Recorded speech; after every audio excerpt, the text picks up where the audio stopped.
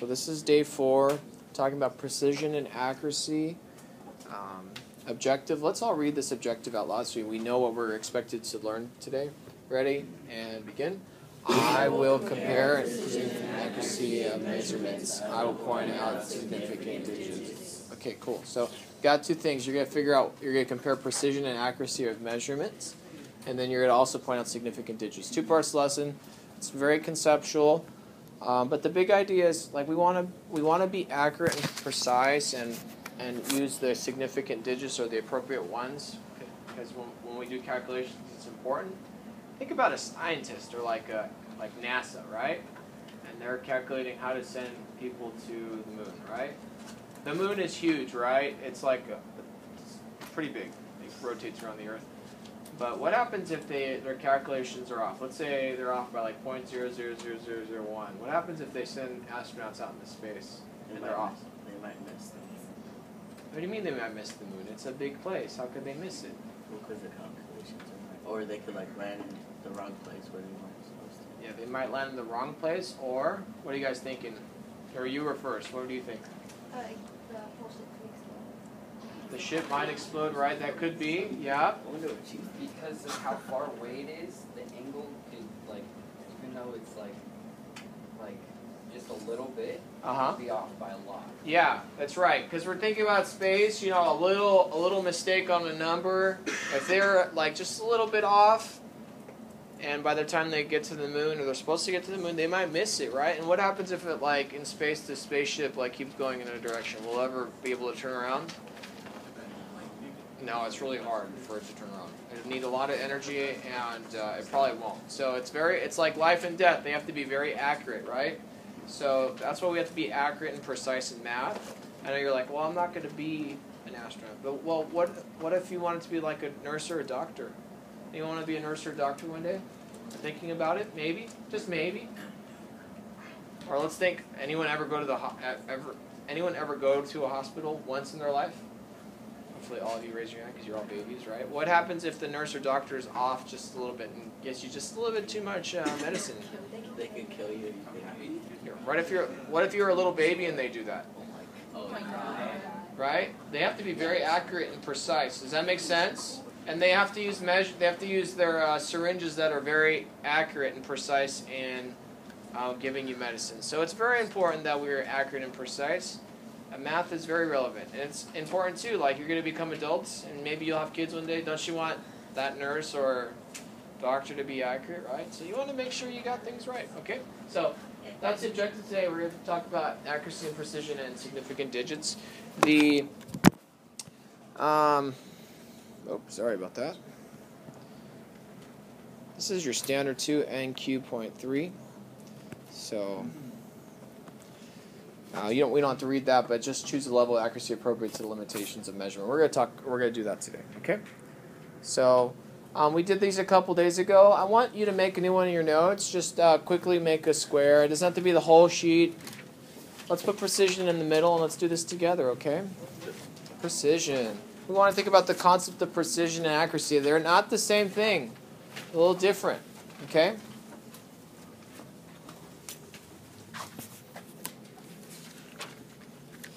Not the same thing.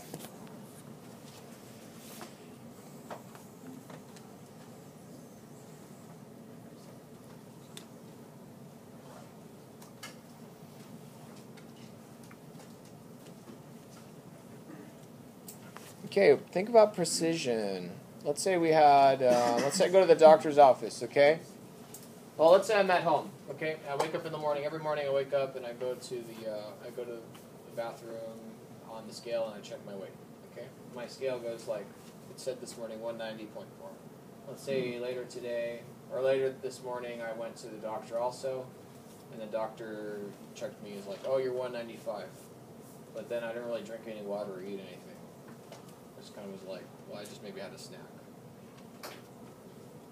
And they used one of those scales. I stepped on a scale that had the weights. Okay? Which one's more precise? My scale at home that I stepped on that has the digital 190.2 on it, or the old scale that's like they use the weight and they move it and then like was like which one's more precise? Old one. The doctor one? But it said 195. And this one said 190.2. Which one's more precise or detailed? Oh. Your home one. The home one. Does that make sense? It's about the detail. Okay, so precision is about detail, okay? It's let's write this down. How exact and detailed a measurement is.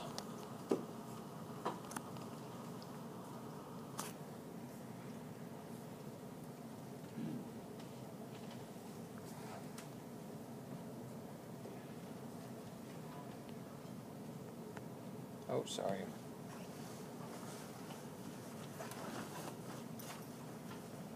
Okay? How detailed and exact a measurement is, okay? So even though the doctor's office, they're like, oh, we could measure you down to whole numbers, my scale at home could measure down to tenths. Does that make sense? Okay? Another way is I'll like, we could think of precision. Yeah, let's use that example. Let's use the doctor's office. So let's draw a picture of a doctor's office scale. All right, we got this thing. I don't know. I think that's what it looks like. It's got like little weights, right? Does this kind of look familiar? And it only goes by whole numbers, right? So let's draw a picture of that. And let's draw a picture of my scale at home, right? My scale says 190.2, right? It goes to tenths. Which one's more precise? Right? Why is it more precise? Because it goes into not whole numbers. It goes tenths, right? It goes to more fine numbers, right? So we're going to say this is more precise.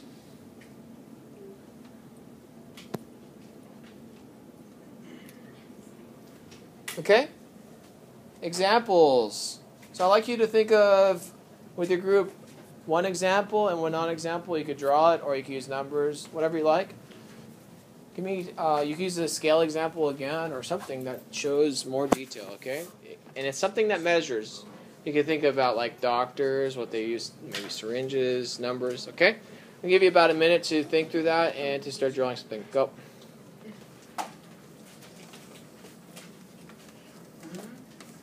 So yeah.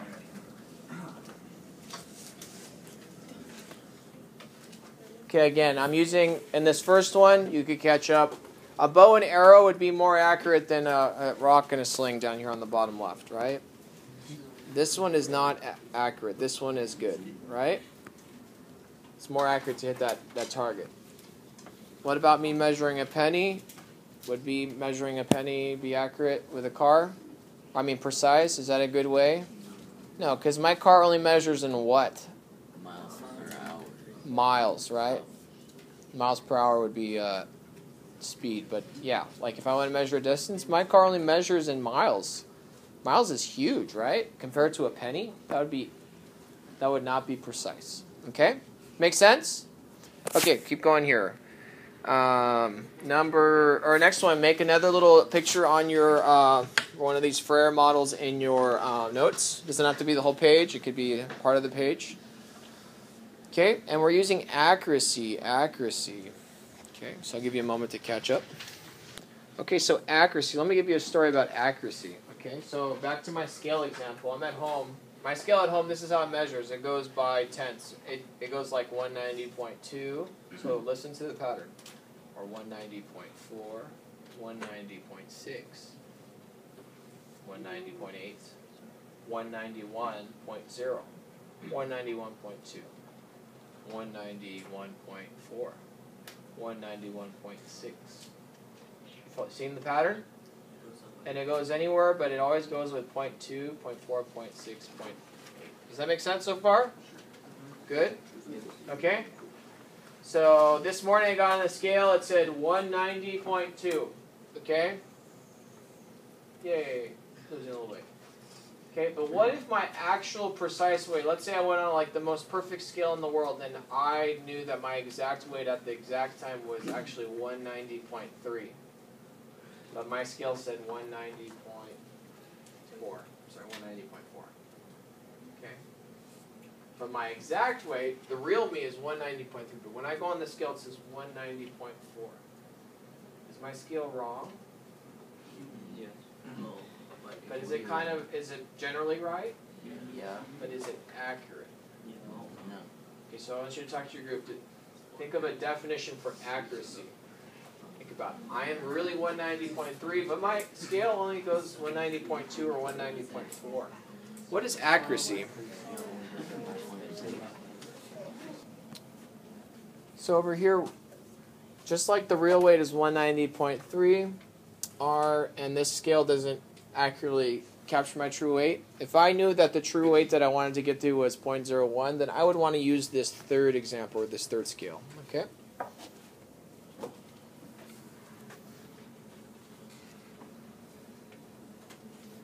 All right, non-example is anything that you're not doing. Let's say you knew something was like supposed to be measured this way. Let's say you're measuring people to go to the moon, and you're like, well, let's just use like whole numbers. They'll get there, right? There's gravity. People will get to the moon, but I'm not being careful. What's going to happen to people going to the moon? It's going to be like Interstellar. Did you ever see that movie? Wow, okay. I'm old. I'm an old man. Okay. Oh. No, that's it. That's good. Okay? Old. How old do you think I am? 39. 39 and 40. 40? 35, 40? 18. 18. Okay, let's just use these two. 39 and 18, okay? Why do you say I'm 39? I didn't want to say 40. That's okay. Say what you want to say. No, it's okay. Why 39? I'm not mad. Why? I don't know, because you look that old. Okay, because I look that old, right? Okay. I look 39. Why did you say 18? Let's just pretend you said 18. Well, you did. But why did you say 18? Oh, okay, I look like I'm in shape. So people that are in shape are younger? Is that what you're saying? Is that what you're saying? People that are in shape are younger? Okay, that's fine. Good. So they both made, they're like scales, right? He's basing it off the way I look. He's basing it off how like fit I am, right? So I'm actually 33, okay? So were they accurate? Were they both accurate? No, they were not accurate, right? But what are they making it? Their assumptions are, he's making an assumption based upon how I look, on, physical appearances, and you're basing it more specifically on how fit I am, right? So bad assumptions could make you inaccurate, okay? Does that make sense? Okay. Here we go, continuing on. So guessing an age based on assumptions, okay? We'll keep going here. Okay, there's no movie there. It didn't work. Next is significant digits. We're not doing a Frere model. Just copy the slide down in your notes underneath. Significant is an English word. It means like you have meaning. You hold meaning. You're all significant. I want you all to know you're significant people. You matter, right? You all hold meaning. You all matter. You're all here. You're valuable. People are spending a lot of money, through taxes. Your parents pay a lot of money to feed you and to bring you here, right? Because you're significant. You're meaningful, right? So same thing with numbers. Significant digits are digits that carry meaning about precise measurements. So when we look at a number, we can see if it's significant or not. And there's rules for it, okay? So we say that you are significant because you are human, right? So do we spend the same amount of money on dogs as we do as kids? Like you kids? Humans? No, because dogs aren't as significant as humans, right? Does that make sense? Are there some people that would say dogs are as significant as humans? Yes. Yeah, because they're like really into their dogs, right? But generally speaking, we know that it's we don't spend as much because humans are more significant. So numbers, think about that idea, significance. Does it have a meaning? Okay, there's rules for that in math. So just to kind of give you an idea, let's say I was measuring a cherry, okay? The same cherry on two different scales. This one, the second one is more precise, right? This first one is saying it's half a gram, right? But there's only one number here, which means it's only one significant digit. This one is more precise, and more accurate, right? It's saying that it's 0.512 grams, and this number here has 3 significant digits, and we're going to talk about why it has 3, okay? All right, so you don't have to write this down, but this is on page 30 of your textbook, okay? And don't worry about this number on the side. We'll come back to that later. Okay, but let's review the rules, okay?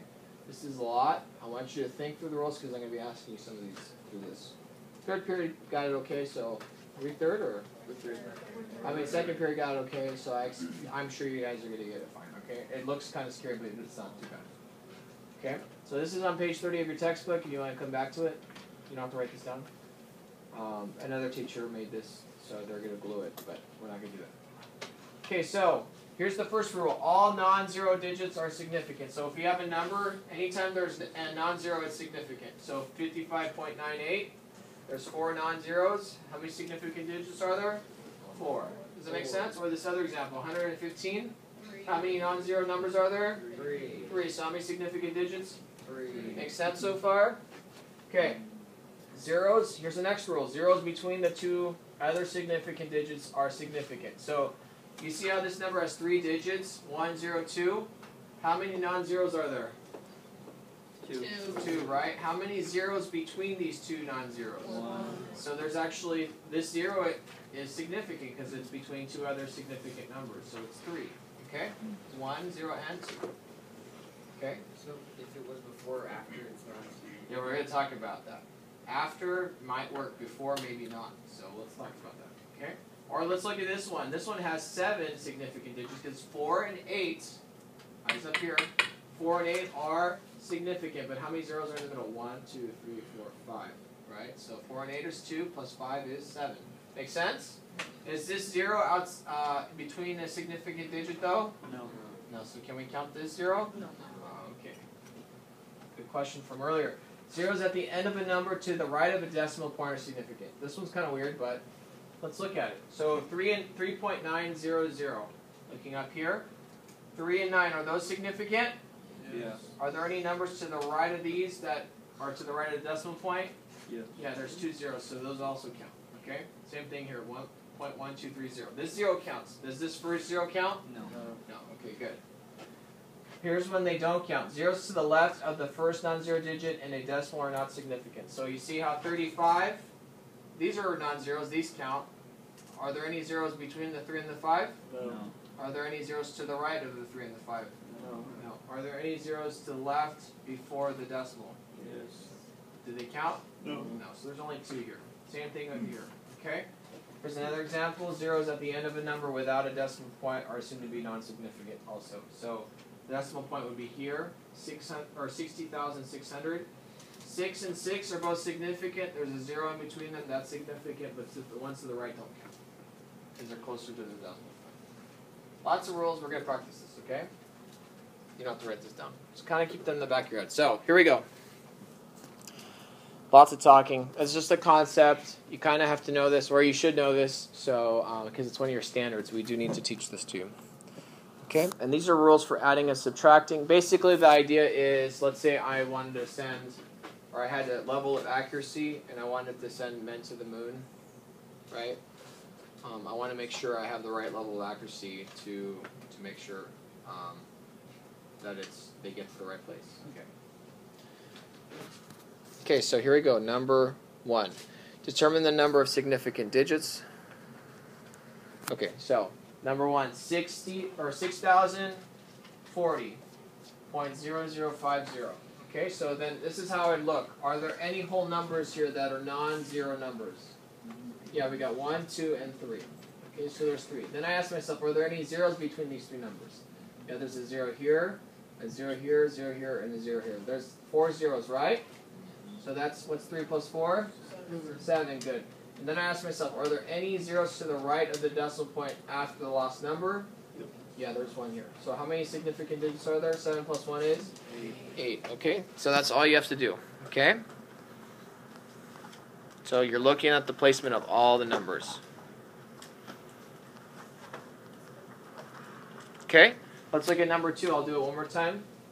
Are there any non-zero numbers in this number? How many non-zero numbers are there? 3. 3, good. Are there any zeros between those three numbers? 2. 2. What's 3 plus 2? 5. Good. Are there any zeros after the decimal point at the very end on the right? Yes. Yes. So how many are there? 6. Oh, 6 total, right? Because there's 1 here. So 1 plus 5 is 6. Make sense? Okay, as long as you follow that procedure, you should be okay. So 6 significant digits. So write this down and talk to your group about how you saw or how you figure out how many significant digits there are. Ready, set, go.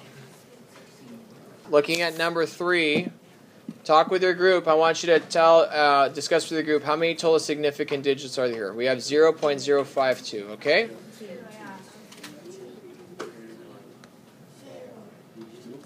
Okay, how many are there, everyone? 2. Let's see if you're right. Are there any non-zero numbers? Yeah, there's 2 here, right? Are there any zeros between the 5 and the 2? No. No, good. Are there any zeros after the 5 and the 2 after the decimal point? No. No. What about the 0 before and the 0 up here? Do these count? No, they're non-significant. So there's only 2. Good job. Okay? Next one, 10,000. Talk to your group. How many significant digits are there in 10,000? Okay?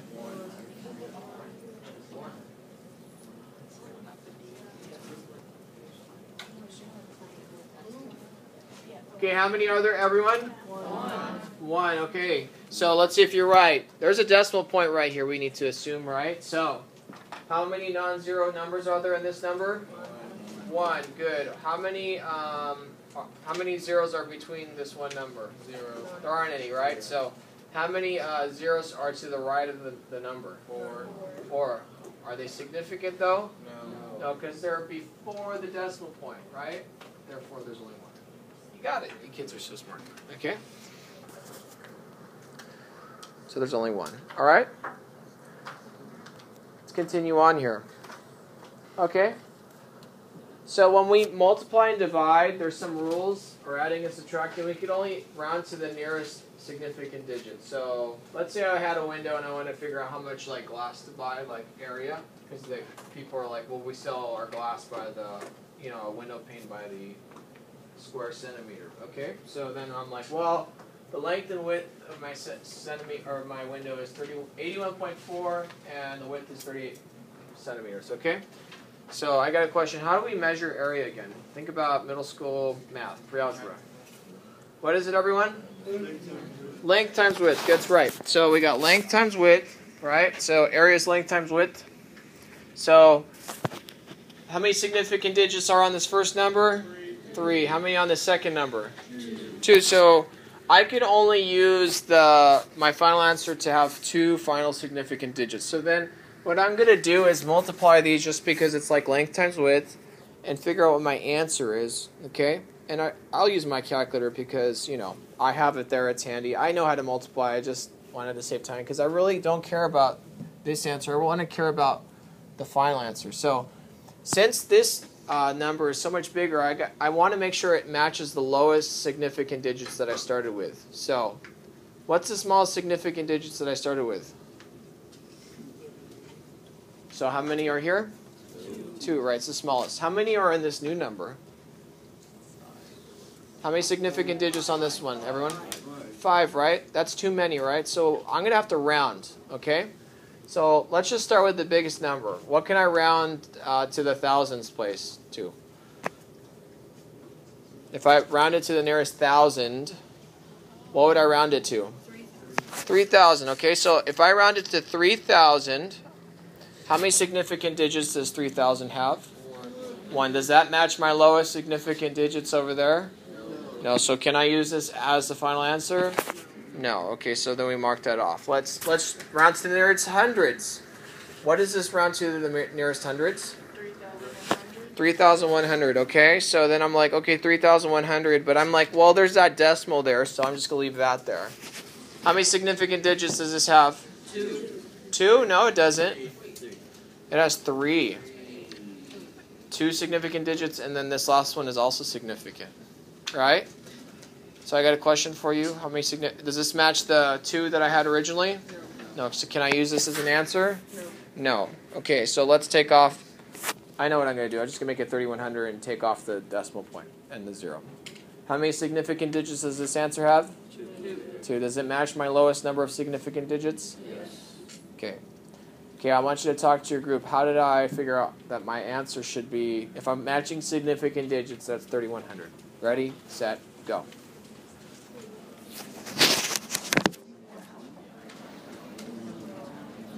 Okay, and that really concludes the lesson here. That was it.